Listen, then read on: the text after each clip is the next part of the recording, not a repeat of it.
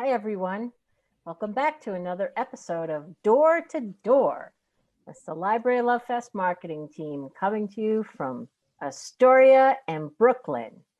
And speaking of Brooklyn, we have a wonderful guest with us today who I believe is in Brooklyn, author, indeed, Rumaan Alam. We are so excited to have Rumaan Alam with us today. We've been looking forward to this for so long. Thank you, Rumaan Alam, for joining us today. Of course, my pleasure. My goodness gracious. Well, so many wonderful things have been happening as a result of your glorious book, Leave the World Behind, which went on sale on October 6th.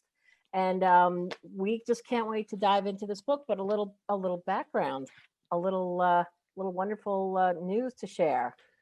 Well, it's a finalist for the National Book Award. Let's start with the big stuff. So exciting. Congratulations. Thank you. It's it's a thrill. I writing a book is such a long leap of faith, and you have no idea how an audience is going to receive it at all. You really don't. And if you're lucky, you have editors telling you that it's great, which I definitely had. But that's like your parents telling you that you're handsome. Like, it sort of doesn't really count for anything. And that particular acknowledgement, I mean, honestly, like the long list for the National Book Award, seeing my book placed in conversation with the work of 9 other writers, one of whom has sadly died by the time his book made it to the list, was such an extraordinary moment for me, because it took me out of that place of solitude that you are when you're writing and preparing a book, and placed me into a group and said, these are your peers. And what a thrill. Like, what a thrill. You can't ask for anything more. And it's such a thrill. Well, we were equally thrilled. Long list, short list. So. I'll take whatever list wants me. Well, that's not the only list. You're the Read with Jenna pick, a Barnes & Noble Book Club pick, Book of the Month pick, and so many starred reviews. PW Kirkus book list, and the raves go on and on. There are literally pages. If you go to harpercollins.com and you type in this title, you click on reviews, it's almost never ending. There are pages and pages, and just a couple of reviews that I would love to read because they are so spot on. I have to say that Chris, Laney, and I have all fully 100% embraced this book. We have very different reading tastes, and so we really learn from each other, and like, try this, or try that, and it's kind of cool. But this was one book. You guys, you wanna speak to that Venn diagram of love?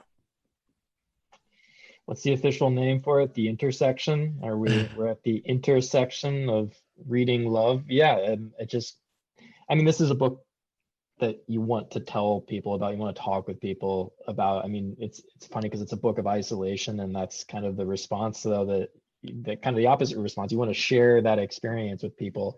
And I think, we had all kind of read it around the same time, and came into our digital office and just raved, because it speaks to something deep and true and timely, which is why we're not alone in the love. It did the one word, like, shopping list. Like, did you get there? Like, did you get to this part? And I think for the first time ever, we've never all three been on an interview for the podcast. Like, usually one of us is like the point person, and we all three were like, we have to come on and say love. So that was a first for us too. Well, speaking of the podcast, as Lainey just mentioned, yes, we all got on to fangirl and fanboy over you. And then Lainey and I just kind of like rolled back our Staples chairs on wheels and let Chris and you have this wonderful conversation, which is up there as one of the coolest conversations I've ever heard between author and publisher, because it's just, you guys just get down to the nitty gritty of it, and I loved it. And Lainey has put it up there. So if you all are listening and you want to hear a really cool conversation Chris and Rumaan have, check out that interview. It's terrific. So just a little background, and then we'll get into the book. So you're the author of the novels Rich and Pretty and That Kind of Mother, and Now Leave the World Behind. Your writing has appeared in the New York Times, New York Magazine, New Yorker, New York Review of Books, New York, New York. Book Forum, The New Republic, where you're a contributing editor. You studied at Oberlin College. You live in New York with your family. And we are so honored that you are part of the HarperCollins Echo family. So thank you again for thank you coming on. And now let's get into the book. So this is, well, it's a story that we could call it a thriller. I find it suspenseful. I find it compelling. I was never really scared, but I was sufficiently freaked out by what was going on there. And I'll never do it justice. So I'm going to turn it to you and let people know what you want them to know about the book. Oh, this is so hard. The book, Leave the World Behind, is about a family, Brooklyn, upper middle class, aspirational middle class family. Amanda, who's the mom, is an advertising executive at a small agency. Her husband, Clay, is a professor of media studies, although they both kind of acknowledge they don't really know what that means. They have 2 teenagers. They are heading out to Long Island for a week vacation in the summer. It's not a fancy part of Long Island. It's a kind of quieter part of Long Island, not the kind of place you would go to buy luxury goods or go to an art gallery, more the kind of place where you'd rent an old farmhouse and it would have a swimming pool and you would be a 20-minute drive from the beach. It's a place that's very much based on a place that my family went on vacation in August of 2017. I have very fond memories of that house. That particular house is sort of improved through fiction in this book, but it's very much a real place. The second night of their vacation, they're just there to go to the pool and eat too much food. And the second night that they're there, there's a knock at the door in this house where no one knows where they are in the middle of essentially nowhere. And they open the door to find an older Black couple standing there. And this couple tells them that it's their house, that they're the ones who rented it to them on Airbnb. And they've come there because there's been a blackout in New York City.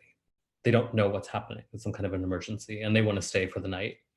And so that's sort of the premise. And I mean, like you said, Virginia, I don't think it's a thriller, or I don't think it's a work that you can spoil necessarily, but I do hope that it has a kind of, that it works on you in a certain way if you go into it without knowing too much, that the book shifts from being what I've just described to being something else altogether. And that I hope part of the pleasure for the reader is seeing exactly where it's going, which is really maybe not what you would expect based on what I've just said about the book. And Virginia, I think you're muted. But Rumaan, I'm curious, so, and obviously you were writing this before the year 2020. Yeah.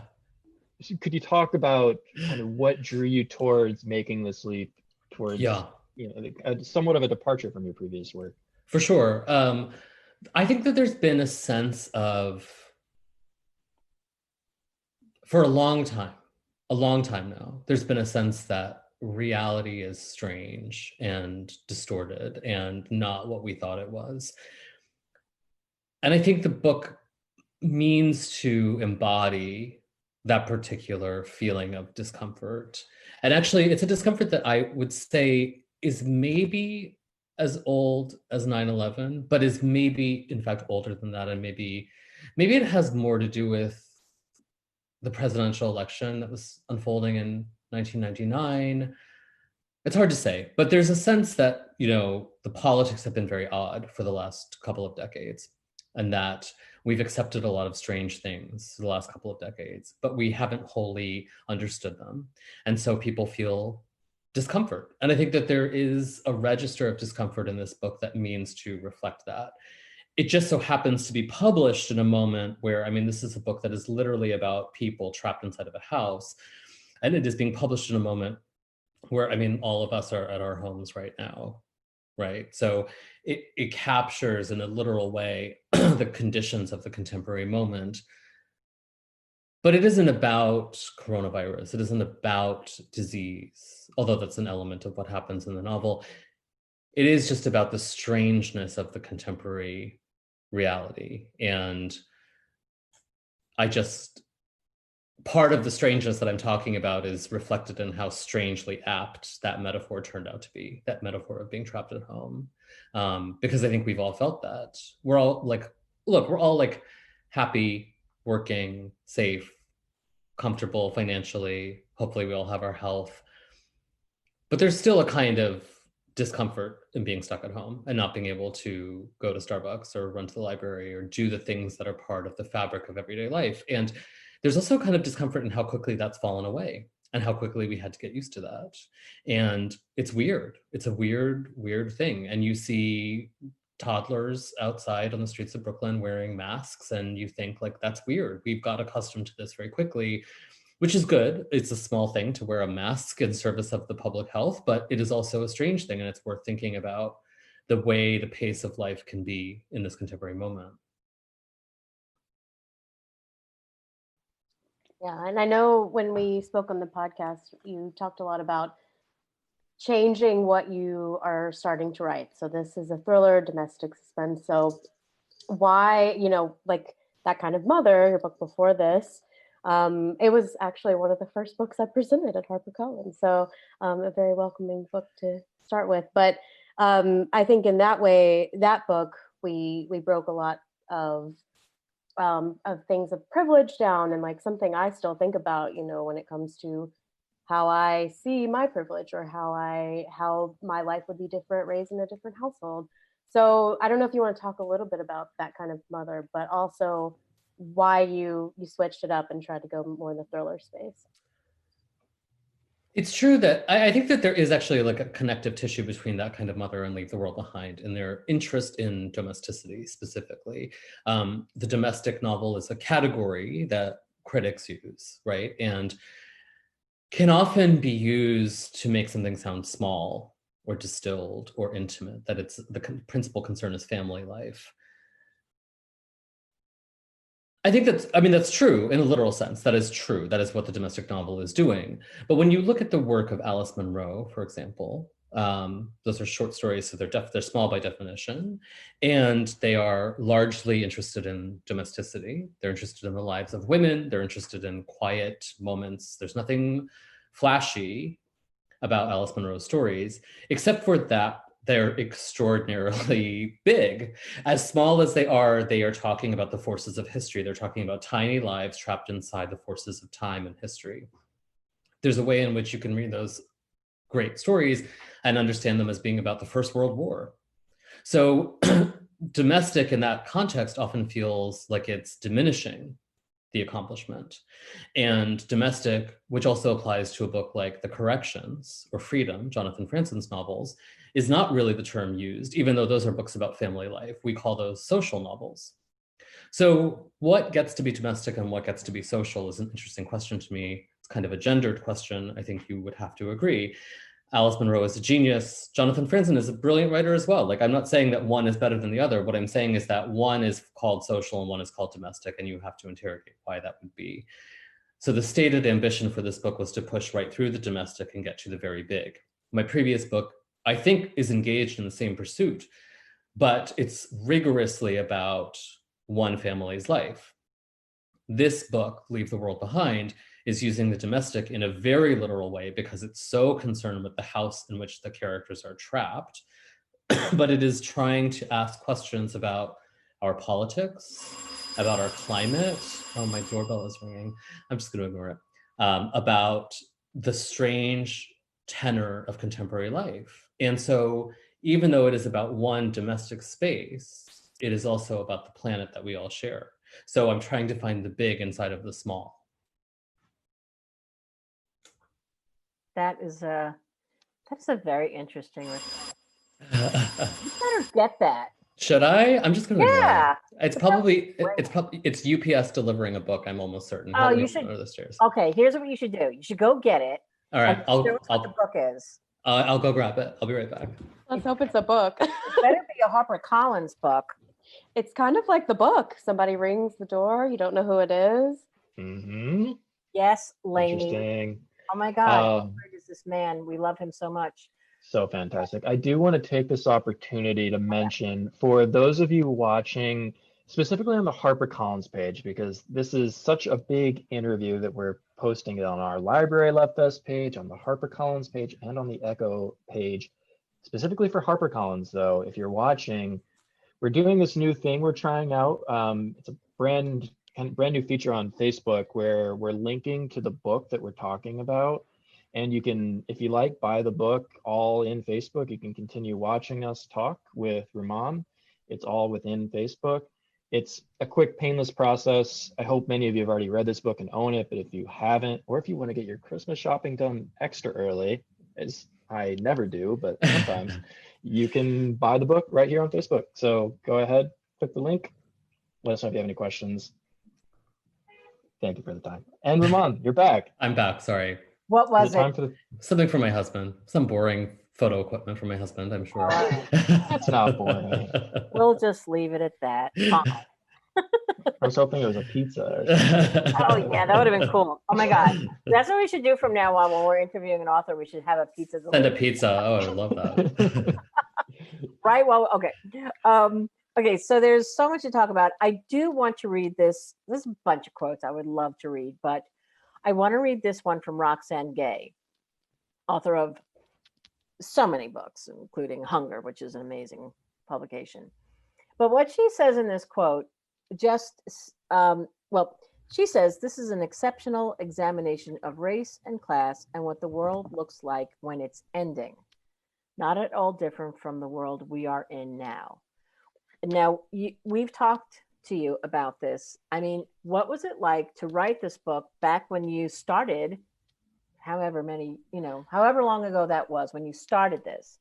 No idea that we would be where we are. I find that very strange. And also, I don't know, a little, in a strange way, a little comforting. But I want to know how you feel about that. And, what are your conversations like with people who ask you about this very strange time that we're in and this very strange book that you've written?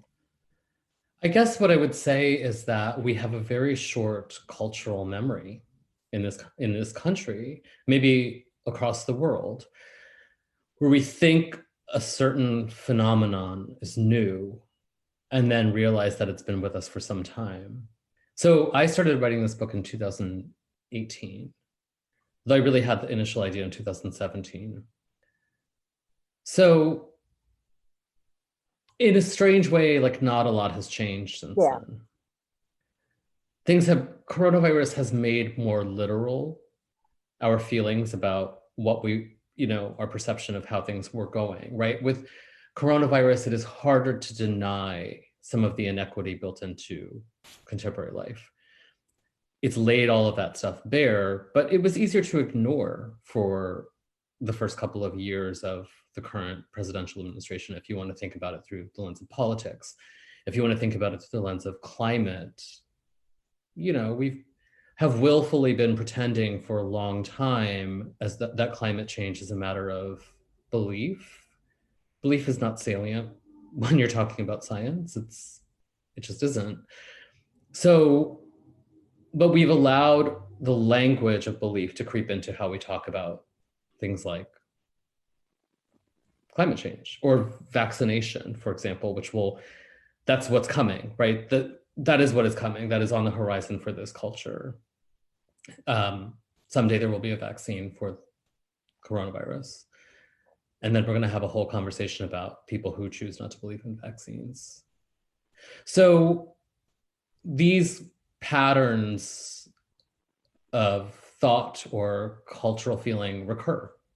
They recur. And for example, Hillary Clinton losing the presidential election, or the way Hillary Clinton was treated on the debate stage in, was that 2016? I guess it was 2016, reminded so many viewers who are women of their own experience, but it also reminded them of the spectacle of Anita Hill or Geraldine Ferraro, or so many women who have entered public life and found themselves in the public eye with respect to our politics. So it's not new. Like none of this material is new. And I just think I'm publishing the book into a moment in which we're especially attuned to a lot of what the book is talking about. But I think we're going to see a lot of books looking at this same particular strange material, which is just the weird, surreal brokenness of the contemporary moment. Right. Yep. Those books will have been written during this pandemic. Yeah. Yours was written before. Yeah. And a magnifying glass put over certain aspects of what already existed. And of course, when I was talking about, I was talking about coronavirus, certainly not, culture, the climate of the culture then and now. It's just always it feels like everything has exploded, and your book picks up on so much of that. I wonder if you could talk a little bit about the relationship between Clay and GH. Again, it's tough to, I don't know. I mean, the dynamics between the characters are really interesting, and but I don't want to give a lot away. You can read this book on so many levels, but it is so stirring. But I was curious about the relationship between GH and Clay. Can you talk about those guys? Sure. So GH is the older Black man who owns the home, and Clay is the younger white man who has rented the home. And they both enact what I think is a very masculine response to crisis. Two different modes of masculine performance. GH's is calm and assured with a faith in reason. For him, that's numbers. He works in finance, he works in private equity, and he talks about whatever's happening, this disruption in New York City, he sees it through the lens of money. He talks about if there's been a blackout in the world's financial capital, that's a market event. It's not a human event, it's a market event. Which just feels like a really specific and kind of abstract way of talking about the world around us. And it's something we hear from our politicians all the time. We hear that all the time, as though the unemployment numbers that were coming out after the lockdown began in this country and the economy kind of seized, was discussed as this sort of distant abstraction, as though it were not like real people's lives. Clay has a different response. He's an intellectual also, he's a professor, but his response in a moment of crisis is to roll his sleeves up and say, I'm going to get things done. I'm going to get in the car and drive out into the town and figure out what's going on in the world. I'll solve this problem with a little bit of like masculine daring do, right? Like I'll be the adventurer. And he fails at that utterly, completely and utterly fails. In fact, that particular adventure leads to like the biggest moral failing inside of the book, as well as being just a sort of comic inability to be the dad who saves the day. I think, or I hope, that what happens when you see 6 people trapped in these circumstances is you try and figure out as the reader, how would I respond? Mm-hmm. Would I embody the philosophy of one of these 6 people? Rose, the teenager, goes wandering in the woods. Archie, the other teenager, doesn't really do anything, as teenage boys never seem to. The 2 men have the responses I've just described. The 2 women, Ruth, who's the older Black woman, thinks about religion. She thinks about art. She thinks about her family. Amanda, the younger white woman, thinks about her family and becomes a sort of mom. She kicks into kind of mom overdrive. Would the reader have one of those responses? Or would you do something else altogether? Would you load the kids in the car and drive back home? Would you go to the store and load up on food? And we saw this again, coronavirus becomes a kind of convenient point of entry because we all went through this. We all experienced a cultural emergency and we responded, however we responded. Some of us went to Costco and bought like batteries and bottled water. Some of us went to the ATM and took out $2,000. Some of us ordered a bunch of fancy groceries on Fresh Direct and started baking sourdough bread. Everybody had a different kind of response. And those responses are all mitigated or determined, maybe determined is the better word, by who we are in a system that we didn't design. You have a response that is using the only language that Americans have, really, which is capital. If you have enough money, you begin to throw your money at the problem.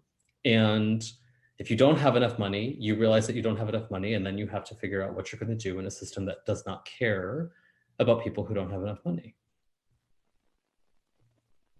Wow. Yeah.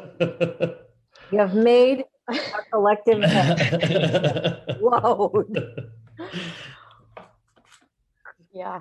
Amy, you look like you want to say something. I don't know if I can. That was as my friend says, capitalism is a disease sometimes. We all have to deal with it in our different ways.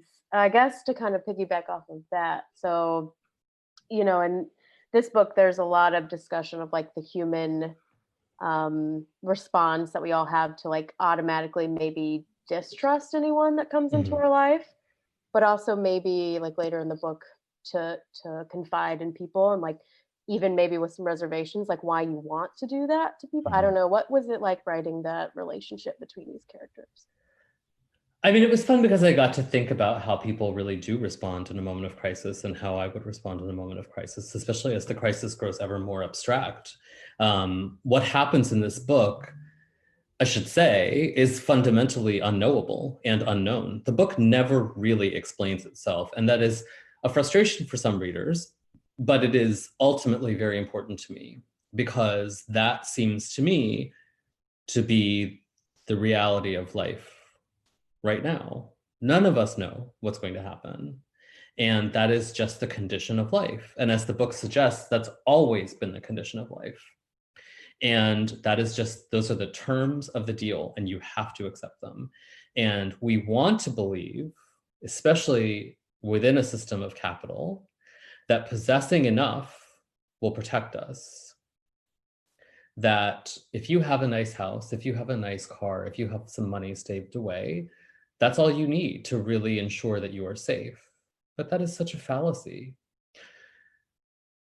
At the same time, that desire to know what's going to happen would ruin your life. If you knew what was going to happen, if you knew you were going to get hit by a car the day after you turned 51, your life would be meaningless. How would you proceed? How would you continue to move forward to that day that you were going to die? It's just like, that's what it is to be a human being. And so that is what the book is really getting at. And so in some ways, this external crisis that is amorphous and hard to figure out is beside the point. And everything that happens, the response that these 6 people have to this moment of crisis is very animal. They retreat, they sleep with one another, they eat a lot of food, they drink too much, they sit in the hot tub. They seek like sensual and human pleasure because that's actually the only thing they can do. And we did that in March and April of this year. Baking complicated cakes, as so many people did in those first couple of weeks of quarantine, was not about survival. It was about diversion. It was about the pleasure of like making a cake for 4 hours and then eating it. So that's all, I mean, that's just like our natural response to things. You get into bed with your spouse, or you like pull your kids close and read them a bedtime story. So much of that stuff that you're doing, especially with respect to your kids, you're not even really doing it for your kids, you're doing it for yourself. Like it's a comfort to have kids. I keep saying, actually, I have a friend who just had a baby, and I said, this is such a perfect time to have a baby, because it's a complete distraction. And it's also this like weird,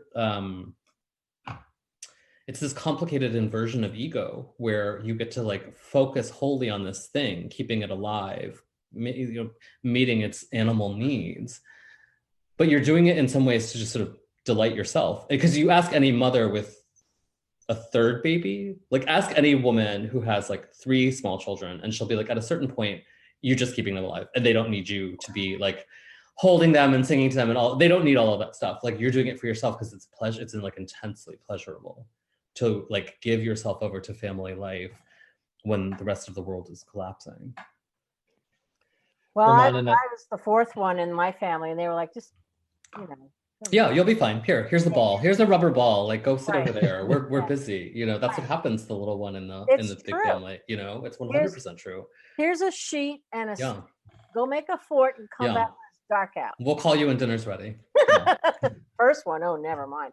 Chris, I'm sorry. Go ahead. Oh no, it's okay. I just want to dovetail off the talk about capitalism, because I think one passage that, if you've read this book, it just completely puts you in to the mind of Amanda, and I think again kind of this upper middle class lifestyle. Could you read the shopping list for us, the grocery list? Yeah. So early in the book, the family arrives, and the first thing that they do is Amanda goes off to the kids are playing in the pool, and Amanda goes off to the grocery store to stock up for the week. Okay, I'll just read it. The store was frigid, brightly lit, wide-aisled. She bought yogurt and blueberries. She bought sliced turkey, whole grain bread, that pebbly mud-colored mustard, and mayonnaise. She bought potato chips and tortilla chips and jarred salsa full of cilantro, even though Archie refused to eat cilantro. She bought organic hot dogs and inexpensive buns and the same ketchup that everyone bought. She bought cold, hard lemons and seltzer and Tito's vodka and 2 bottles of $9 red wine. She bought dried spaghetti and salted butter and a head of garlic. She bought thick-cut bacon and a 2-pound bag of flour and $12 maple syrup in a faceted glass bottle like a tacky perfume. She bought a pound of ground coffee, so potent she could smell it through the vacuum seal, and size 4 coffee filters made of recycled paper. If you care, she cared. She bought a 3-pack of paper towels and spray-on sunscreen and aloe because the children had inherited their father's pale skin. She bought those fancy crackers you put out when there were guests, and Ritz crackers, which everyone liked best, and crumbly white cheddar cheese, and extra garlicky hummus, and an unsliced hard salami, and those carrots that are tumbled around until they're the size of a child's fingers.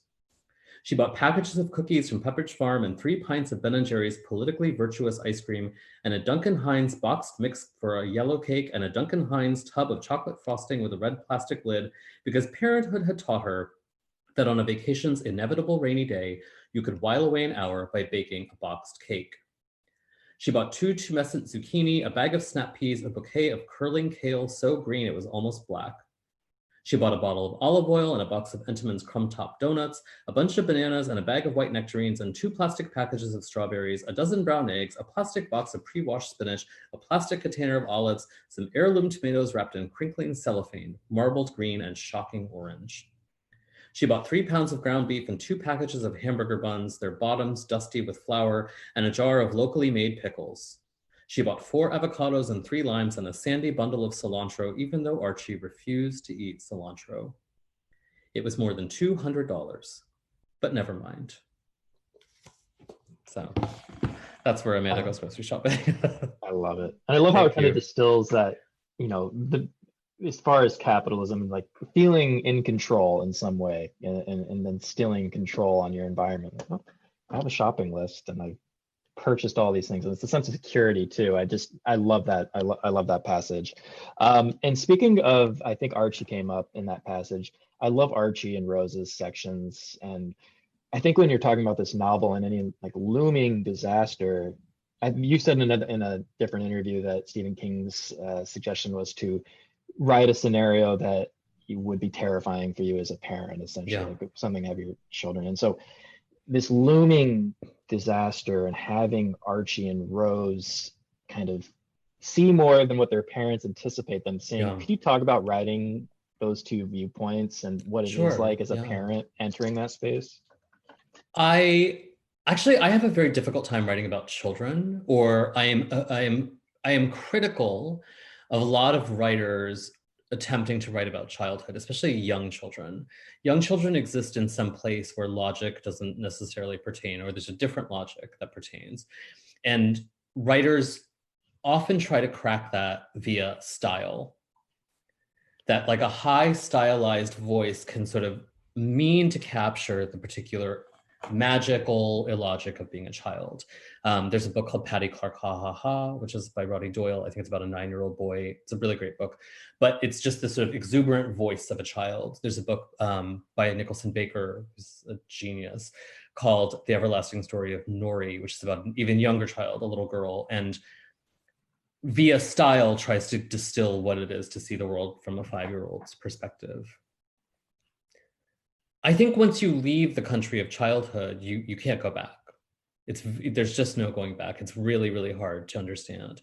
And there are very few people who actually can do it. And that's why those people seem so magical and strange. Like Fred Rogers is a great example of somebody who seems to understand the language of childhood. And so as an adult, you can't understand what he's doing rationally, because it's just like he seems to understand how a child's mind and language function.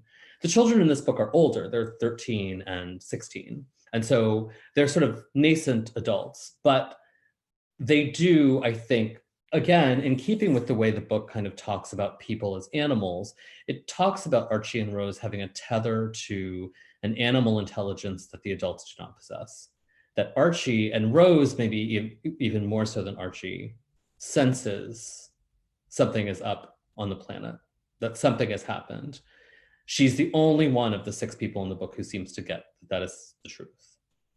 But she can't articulate it. And also because she's a girl, no one cares. Nobody thinks to ask what is happening of her, because how could she ever explain it? I do think it's informed by my own experience being a parent, but I also think that I hope anyway, that it's effective on readers who are not a parent, because there's a kind of animal instinct among us to care about what happens to children. That the child in peril is something we reject or are afraid of because we're wired to be that way. In the same way that like most people, when they see a baby, are like, oh, a baby, because they're round and they have those big eyes and they seem to be staring at you and indicting you and like demanding that you take care of them, regardless of whether they're your baby or not, regardless of whether you're even the kind of person who is amused, as I am, by holding a baby. Like that's just how babies work. You know, it's very hard to imagine like somebody hurting a baby, because they're designed by nature to be like something you're invested in. So the children's perspective in this book is important and was something I worried about tackling, because like I said, I'm sort of judgmental of the way other writers have done it, but it seems key to understanding what the book is about. Speaking of other writers, I want to quickly mention before we go on to the questions that are being sent to us from librarians, excuse me, that Rumaan had spoken at United for Libraries tea. The ALA conference was canceled, but they always have their tea. And so wait, is that somebody else at your door? Yeah, I'm just gonna ignore it. Don't worry about it. Just ignore it. It's my lovely letter carrier who always leaves our books under the basement step, so it's fine. Chris, did you order the pizza? Anyway, we put the link in here along with lots of other links. Chris's interview on the podcast. I think the link is in there for, I don't know, lots of stuff, but well, of course, to buy the book.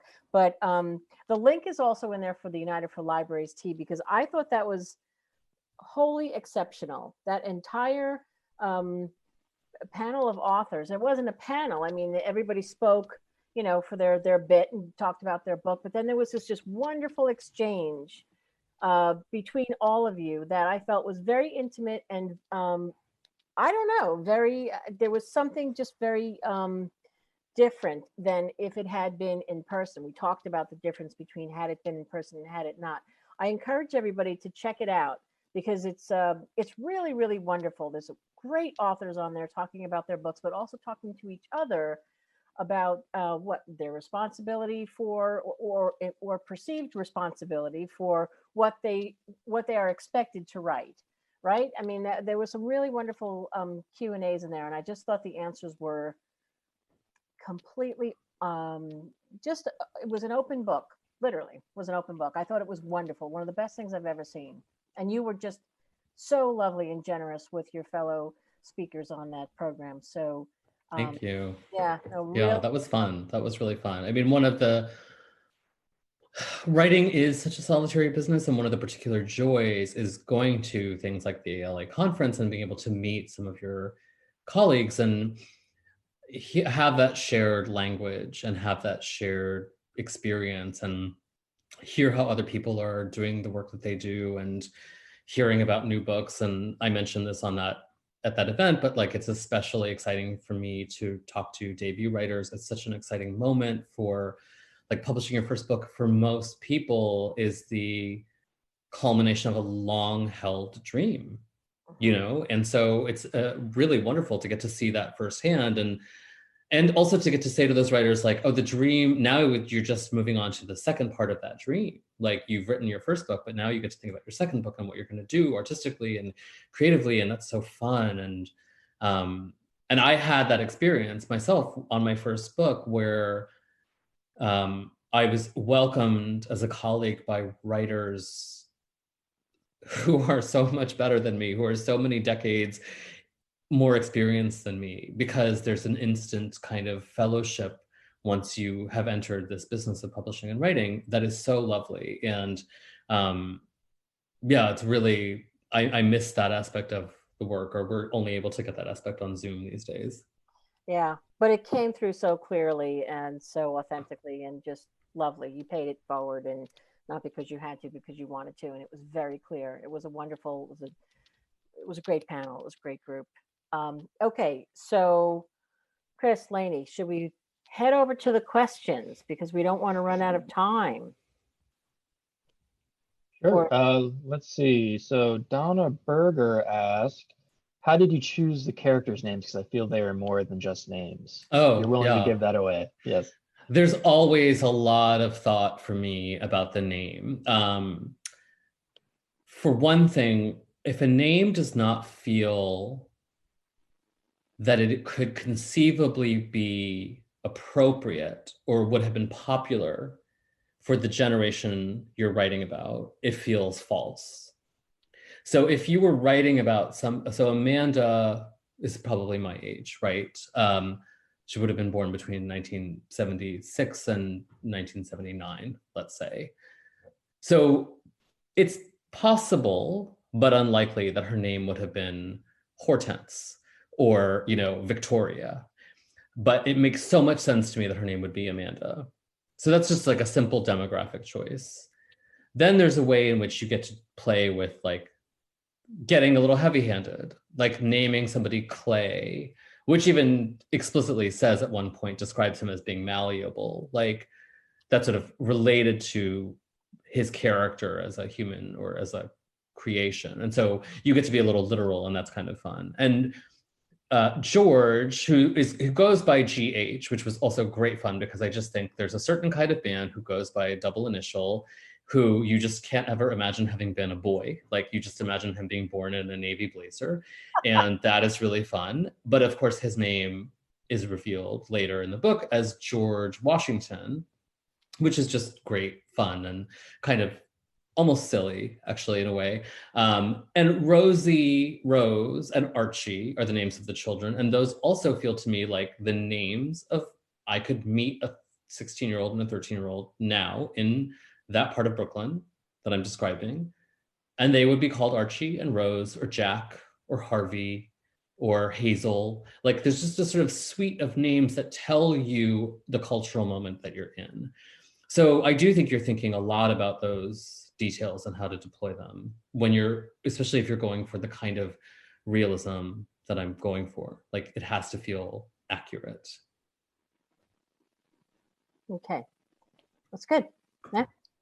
Lainey, you want to pick the question out of the list? Sure. So Vicky Nesting wants to know, so since this seems so different from your previous works, can you tell us what you're working on next? Oh God, Vicky. Maybe Vicky should come over and like counsel me through that. I'm in a tough spot right now because one of the things somebody said to me when I published my first book, so like the best advice I got was start writing your second book right now. Right before the book comes out, start writing your second book so that you're lost in it 6 months from now. Great, great advice. That person did not foresee coronavirus and the fact that I'm now like homeschooling 2 children. And, like, for example, yesterday it rained. Yesterday was a school holiday, and it rained. So there was literally nowhere to go and nothing to do. Nothing is open. It was cold and rainy outside. Like on a normal day, I could have dragged them to a museum. I could have dragged them to the Botanic Gardens. We could have got on the subway. I've done that before with my boys, just taken the subway on a round trip and stop in Starbucks and get back on the subway. None of that stuff is available to most of us right now, and we all know it. And that's affecting all of our work differently. And so I'm not lost inside of a book as I had been when my first book came out. I was really engaged in writing my second book. And when my second book came out, not long after that, I lost myself and leave the world behind. So that's a tough spot. The next book I want to write, I do have like a third of a draft, although I need to go back to square one, I think, is quite different. And it's about the experience of South Asian immigrants in the United States around the time I was born, the 1970s, 1980s. I don't know. It feels very elusive still. And if you're lucky when you have a book come out, you have to spend some time talking about that book. And you're still being attentive to a book that you're no longer engaged in working on creatively, which is sort of where I am with Leave the World Behind right now. So I don't know, I guess I've tabled it for now, or I'm worried. I gave myself until January. I'm teaching this fall, I'm teaching at Pace, and I'm teaching at Columbia. And so I gave myself until January to just be a teacher and be a book critic. And then in January, I will have to face those demons again. Wow. It is a very different kind of a time. So yes, Yeah. The person with the great advice, it wasn't in the middle of a pandemic. So Lillian Dabney says, what was your inspiration to flip the social dynamic in having the Black couple owning the property? The book is trying to deploy a lot of convention. People in an isolated house is one kind of convention. An unexpected visitor arriving is another kind of convention. And simply tweaking those conventions establishes a sense of discomfort. There's an interesting sense of discomfort in the fact that like the Black family is richer than the white family in this book. Obviously, it goes without saying that there are families who are Black who have more material wealth than families who are white. That's not like an interesting point to make. The point at which it becomes interesting to me is how it plays out, the discomfort with which Amanda and Clay have to reconcile their sense that these people are different by virtue of their color, but actually they're the same as us because we're the same class. But actually they're not the same class, they're richer than us. And that strains the power dynamic between them. So it's just a simple inversion that allows me to have some fun and also kind of calls to attention for the reader, hopefully, their own unexamined ideas. That like the Black character must of course be less wealthy than the white character. Well, who says? Like what is that of course about? And if that's what you think, then, and the book wants you to believe that for some time, so that if it works on you, what does that say about you as a reader? And what does that say about your own preconceptions? And do you feel some discomfort there? There's a suggestion in the book that the Black couple are con artists. If you believe that for too long, are you then culpable in the same way morally that the white protagonists are? And is there some discomfort there? Is there something interesting there?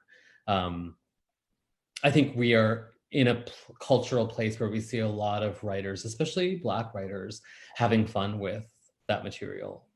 If you take a book like Paul Beatty's The Sellout, which is a book that's often talked about as satire, but Beatty himself says it is not. He's having so much fun using a Black character to discharge all of this very uncomfortable stereotype of enslavement. The book is about a Black character enslaving another Black person. It's remarkable. It's a remarkable book, but it's like in that absurdity, in that departure from what you accept as real, you can have a lot of fun. So interesting. Chris, you want to ask a question? Sure. Well, you brought up your work as a book critic, and Lillian did ask what you are reading now. Anything of note that you're loving? What am I reading now? This is like such a hard question to answer because I feel like I'm not supposed to say like what I'm reviewing. So I do get the opportunity to read, as so many librarians do actually, to read really up to the minute, right? Like you're reading a season ahead, and so you know what your patrons are going to want. You know what your patrons are going to want before they even know that it exists, right? And so that's sort of what the book critic gets to do. So the books that I've read that are sort of trickling out right now, these are both out. Oh no, actually one is not. But one book that I read and really loved was a book by a writer named Ayat Akhtar called Homeland Elegies, which is an extraordinary book. A very unusual novel about America, the beginning of this century. Another book I read and loved was a book by Brian Washington called Memorial, which is coming out, I think, 2 weeks from today, actually. A really beautiful gay romance that is, it's such a hard book to talk about, but it's sort of stealthily a romance. It's really a book about what it is to be young and what it is to remember something that was meaningful to you. And what I said to Brian is that after reading the book, I felt like I was having an experience of remembering something that happened to me, which is a really remarkable way for a book to work on you, that it has this sort of like emotional familiarity, no matter how different it is from the stuff of your own life. Those are two really great books that I read this year. I'm reading The Knockout Queen by Ruthie Thorpe. I have such a big stack of books from my friends and my colleagues. Many publishers send me almost everything on their list. So they're all piled up in my office. But I think the biggest one, in a literal sense, that I'm very excited to get to is Blake Bailey's biography of Philip Roth, which I think is coming out in the spring of next year. I cannot wait to read that book. I have it upstairs, and maybe after maybe over Christmas break, when the boys are not in school and I am done teaching my undergraduates, I will just give myself over to that 1,000-page book. Maybe you can read it aloud to them. Yeah, put them right to sleep. Put them right to sleep. You'll feel better about it. Yeah. I do want to ask this question just because it comes from obviously a previous reader. Anita Slay asks, can you share your recipe of homemade banana bread crusted with sugar from That Kind of Mother? Yes, I just made it, actually. I just, on Sunday, made that banana bread. It's so easy. So it's 4 bananas, a cup of sugar, a teaspoon of baking soda, 1.5 cups of flour, 1 egg, and a 1/4 cup of melted butter. It's like so easy. Put some salt in, because you always put salt in when you bake. You assemble it. It really doesn't, like, bread is very forgiving. That kind of quick loaf is very forgiving. So it doesn't really matter what order you put things in. The key for me is that you have to butter the pan and put sugar in it. And then you have to put sugar on the top. And then when it bakes, it all cracks on the top and it's really like extra sugary. I usually put chocolate chips, but you can also put frozen blueberries or fresh fruit blueberries if you're feeling more virtuous. But don't stir it, because if you stir it, the whole thing will turn blue and it looks really unappetizing. Yeah, I make that all the time. I always have rotten bananas in the freezer. And there's also a recipe in this book. There are a couple of recipes in this book that I make all the time. One is a very simple pasta where you put raw garlic in a really soft butter. It's the kind of thing you make at a beach house. Like, it's hot outside and you just leave the butter out. You grate some garlic into it, grate some lemon zest into it, chop up like so much of whatever herb you have, parsley, dill, like it really doesn't matter. And you just sort of make this like really herby butter. And then you just throw that into the hot pasta. And you can put shrimp in it, you can put spinach in it, and it's just sort of like you close it and like shake it up. And then you open it and it's like lemony and herby. It's so good. And the other thing, that the other recipe in Leave the World Behind, is these sandwiches, this grilled cheese sandwich, which is brie, but it has chocolate in it, which sounds so gross.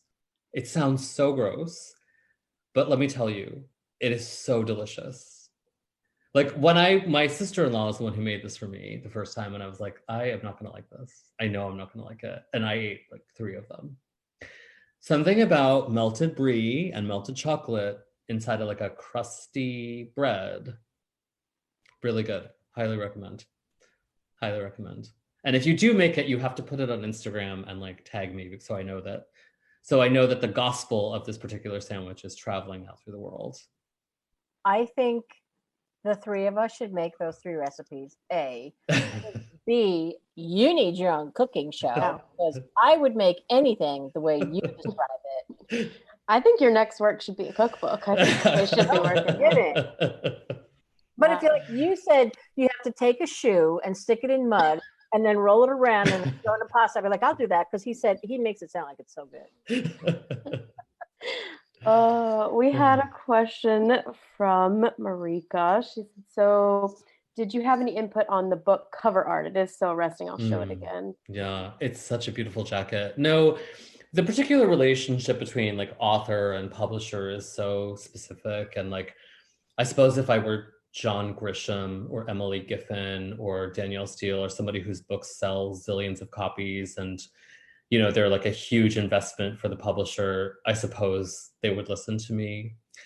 But my publisher showed me this jacket. They said, I think we have a jacket. Here it is. And I like fell out of my seat. I was like, yes, you do have a jacket. Like home run, first try, first time out. Like, I just think it's a painting by, oh gosh, the painter's name just flew right out of my head. And I feel like, her name is Jessica Briley. She's a painter. She paints a lot of swimming pools. It's a scene of, to me, like, suburban quietude that feels extremely menacing. And, you know, the menace is just, it's like extra textual, right? Like, it's like a Rorschach test. Like, you look at this and you say it as beautiful, or you look at this and you see it as menacing. And I see it as menacing. And maybe that's because I know what the book is. I love this image so much. I think it just so beautifully captures the particular mood of this book, which is one of luxury and solitude with a sense of foreboding and fear almost. And I think this painting really distills that so beautifully. It's such a great cover. I'm so happy with it. Oh, that's the best. I love it when authors love their jackets. Yeah. You know, and it's very still, but something's going to happen. Yeah. It really captures something, I think. I think in my mind, I see a flamingo in those trees. Yeah, well, once you've read the book, I think it does. It's hard not to reconsider what the cover is doing. Oh, no kidding. We're running out of time. We just have a few minutes left. What haven't we said? There are still more questions, and maybe we can, I don't know. Oh my God, this is hilarious. Maxine Blywise said, I just stepped away because my doorbell rang and the mail carrier had leave the world behind in a package. Oh, perfect. It's a sign. It is a sign. Can you post those recipes or email them out? Yes, we'll put them where will we put them, Chris and Lainey? I don't know. We'll put them everywhere, but right here on Facebook and on our blog. And then, of course, in Rumaan's future cookbook. For now, we'll put them in the comments and on our blog. Leave the banana bread behind. Yeah. Don't do that. Does the sugar, like on the top, burn when you put it in the oven, or no? It can a little bit, but I think that life is too short to worry about whether that's burnt, right? Like, it's still going to taste really good. And if it's starting to burn, you could just turn the oven down. And in fact, at a certain point, you could just turn the oven off and leave the banana bread in there and it'll finish cooking. But I do it all the time, and it never turns black. Sometimes it'll maybe smell a little acrid, but who cares? My kids, I'll tell you who does not care is my kids. They do not care. Your I kids. love the idea of a sugar cocoon. Yeah, exactly. Sugar cocoon. Rumaan, seriously?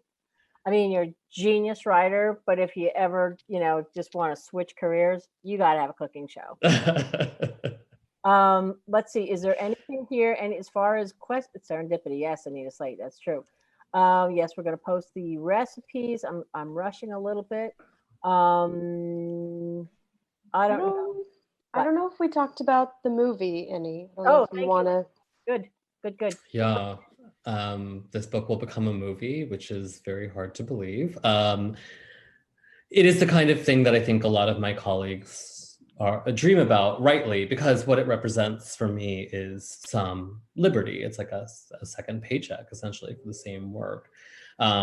What's exciting to me about this particular project is that Sam Esmail, who's the writer and director who will make this film, our initial conversations were about his response to the book. And it was about hearing from a colleague, hearing from a peer, hearing from someone who's an artist who does their own thing, that they had seen something in the work that I had done that they aspired to do, which is amazing. That's all you want. I mean, a book is so, again, it's like you have no one telling you if the book is any good except for your agent and your editor. And what if they're not going to tell you it's bad? No editor is going to say like, oh, this book is really bad. Like, you know, not to you anyway. And so to get that kind of approbation from a peer is extremely meaningful when it comes before the book has gone out to the world. And Sam is an amazing filmmaker. He made a show called Homecoming, which is extraordinary. He made a show called Mr. Robot, which is also extraordinary. And they both are very much expressions of a single sensibility, a sensibility that understands the discomfort and dread of contemporary life. So he's really the right person for this book, which is about that sort of discomforting dread of contemporary life. And I mean, what a gift to have it in such great hands, you know, that I can hand over my work to someone whose work I so respect and know that they're going to do something amazing with it. I can't wait to see the movie. Wow. Yeah, that's got to be a wonderful feeling to feel like it's in the hands of someone who you respect and you feel will take care with it. Absolutely. Yeah, absolutely. I do want to read this last quote by Laura Lippman. Again, there are so many, and we're really so thrilled for you. But I love this quote. She says, "You will want to read Leave the World Behind very quickly. You will want to read it very slowly and savor every word. Rumaan Alam's ingenious, gorgeously written novel feels both like a prophecy and a contemporaneous response to our anxious era, all of it building to a perfect finale." Yes, read it fast, read it slow, just read it. Rumaan, we thank you so much. Are there any closing words you'd like to say? The book again just went on sale. Chris, you want to mention the links one more time? Yeah, sure. Just to note, for those of you watching on the HarperCollins Facebook page, or if you're watching on one of our other pages, we'll share the links in the comments. But if you're watching on the Harper page, you can buy Leave the World Behind all in Facebook. You don't have to leave Facebook. Just click View Product there. There's a little blue button. And yeah, you can check out right now, get the book. It's kind of a big deal. So yeah, super easy too. So do check it out. And now I'll hand it off to Rumaan. Well, thank you. This is such a great pleasure. I actually can't think of a better person to have the last word than Laura Lippman. So, you know, her generosity is instructive, I think, for anyone who really in any business that like I began writing Leave the World Behind, or I had the idea for Leave the World Behind when I was staying at Laura Lippman's apartment. She let me use her apartment in New York City for a week to write. She is that is who she is. That's the kind of person that she is. And I mentioned this before when I was talking to Virginia. When you began your career, like you feel like it's such a joy to get to talk to other people. And one of the greatest joys is the realization that people with real confidence in their ability and their career, like Laura Lippman, and like so many writers who are older than me and more established than me, their response to new and younger writers is one purely of generosity. I think we are led to believe that business, whatever it is about competition. And when you meet like a true artist, you understand that it's not. That like they're always coming at it from a place of generosity and confidence in their own ability. And Laura and everyone who blurbed the book and all of the writers who have been so kind to me through my career have really been instructive, have shown me that like, that I belong among their company. And that's been the nicest thing about seeing what's happened to this book, is joining that company of writers. Oh, you most certainly belong. And I could cry right now because that is the sweetest thing. But honestly, we are so grateful to you for writing this book and your other two books and everything that you'll do in the future. You are just as generous, as evidenced by the writings that you've done and the panels that you've appeared on. You can see that on that UFL link. You are just a kind and lovely person, and a beautiful writer. And Leave the World Behind is a book that no one will forget soon. It's just a gift. So this hour flew by, but we thank you so much. We Thank you. Thank your you. happiness. We couldn't be happier for you, honestly. Thank you. So much fun. Yeah. All right. Take care. Enjoy the pizza. Thank you. Thanks, Rumaan. Bye. Yes. Goodbye. Are we still on? Yeah, we're still on. Oh my God, do we love him? What can be said? Yeah. Last act. I No. feel like I went to a motivational speech. I'm like ready to. That one got me. That last step was like, okay, I'm crying. It's crazy. He's so generous too. We've said that before. Like he takes whatever he was saying about them being nice to him, he gives that to other new authors too. So to say that he belongs with, he's just such a good, he's just so lovely. He's so lovely. Anyway, we got to make the banana bread now. Look at me. Oh, geez, wipe my eyes, big baby. Listen, everybody, if we didn't get to your questions, hopefully the answers were rolled into some of his others. Thank you. We're going to send you all a copy of the book and a car. I just want to see what Chris and Lainey would say to that. No, we'll send you a copy. Look under your seat. Yeah, right. There's a Volvo. No, seriously, we'll send you a copy of the book. We hope you enjoy it, and then check out his other books. They're all so different. You know, his books are all so different, but equally insightful. There's not a false note. So, okay, before we go, Christopher, tell the big news for next Tuesday. Oh, right. So we finally have, well, not finally, just in the nick of time, we want to share with you that we have two fantastic authors joining us next week. So that's Tuesday. What's the date? Help me out here. The 20th? 20th. The 20th. So we'll be welcoming Julia Claiborne Johnson, author of Better Luck Next Time, as well as Be Frank With Me, which was an LLF team favorite. It was a Library Reads pick. A charming, brilliant novel, and she really follows it up. Oh my God, who did latest. read and love Be Frank With Me? The best. So good. Oh my God, love that book so much. And she's utterly charming and amazing as well. I mean, she wrote me a handwritten note after Be Frank With Me. She was one of the first authors I interacted with when I started at HarperCollins, and I was blown away just by how gracious she was. So we're having a very that experience. First authors we've experienced. Good people. Yeah. Yeah. All right. Lady, that's right. And then go on, I'm sorry.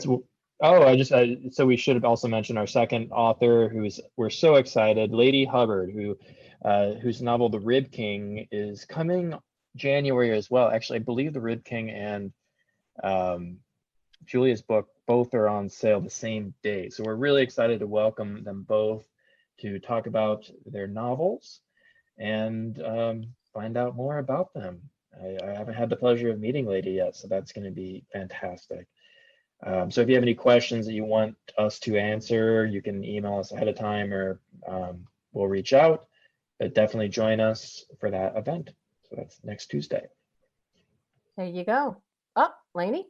So also happening this week, we have Amy Malloy, author of Goodnight Beautiful, coming to our Instagram feed. So that link is there for you too. You can follow All Day Friday. We'll see a video of her writing space and some photos from her. Very excited. And you can get ready for it by watching our past door-to-door episode with Amy, which was really fun. Her agent and her editor were there as well. Oh, so good. Just a few more comments. Paulette Brooks said, ooh, love Be Frank With Me. Oh, that is so good. And then Robin Beerbar says, I hope you do one of these with Willie Vlotton. His new book is amazing. Oh, yeah. Yeah, it is. We love that book. That's another one, The Intersection of Love. Chris, Laney, and I. Intersection of Love. I like it. Isn't that what it's called? And then Janet Lockhart says, this was fabulous. Maxine Bleiweiss, very sweet. She's referring to Rumaan, says, what he said about the camaraderie is reflected in the publishing world when you do your presentations together. I love that. That's very sweet. Thank you. I don't know. Everybody's just super psyched Oh my goodness, JD Walsh says the word about how fabulous this book is getting out there. My system has over 140 holds. Wow, that's fabulous. Fabulous. Wow. Great to hear that. It's quite. Kimberly McGee says it is. Is it a great? It is a great book that will be talked about for quite some time. Yeah, it's he's wonderful. Yes, the movie. I know. Don't worry, Robin Bierbauer. Even though you missed the first part, you can go back and watch it because it's on the Library Love Fest YouTube channel. Okay, I think we've gotten them all, but have fun. Thank you all so much for watching, and we're super excited for next Tuesday. Check out some of these links that we left here, though. It's a deep dive into a really unique book written way before this pandemic, but so many strange connections between then and now. Anyway, that's it. So until next time, are we going to do our we're going to blow our kisses from now on? Is that our signature so long? Want to? Sure. Okay, Good. let's do it. 1, 2, 3. Mwah! Toodles. I knew you were going to say that.